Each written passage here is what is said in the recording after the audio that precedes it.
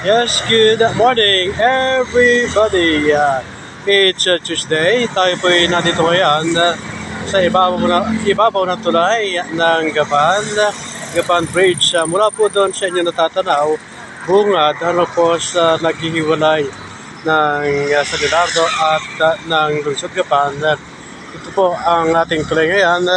Ay ongoing ang construction po nila. Ano po ito at ito ay kinakailangang i-repair ng DPWH.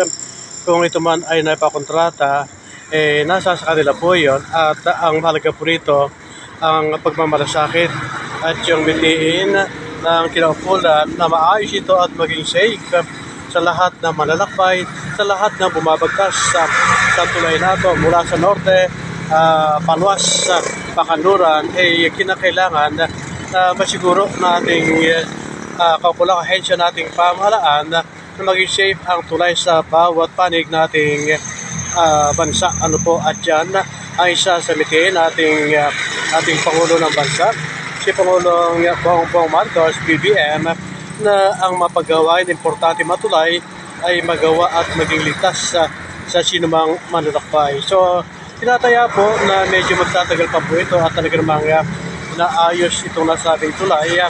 Naumpisan po ito last 2 weeks siguro kung di po tayo nagkakamali. At hanggang ngayon ay ongoing yung kanilang pagpumpuni dito po sa tulay. Yung pong natatanong nyo ngayon ay yan po yung approaching na po ang Gapan.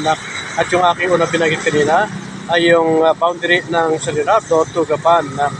So manatili po tayong maging maingat na lang at obserba at tupdin yung paghiwalay ng ruta o yung lane po para magawa itong gitna ng nasabing tulay. So yan po ating update mula sa inyo po lingkod at syempre sa kala po nating makalalawigang Nuevo Encianos, ligtas ang lahat. Yan ang mitiin nating pamalapalalawigan sa ilalim ng pangasiwa nating Governor Aurelio Oy Matias Sumali.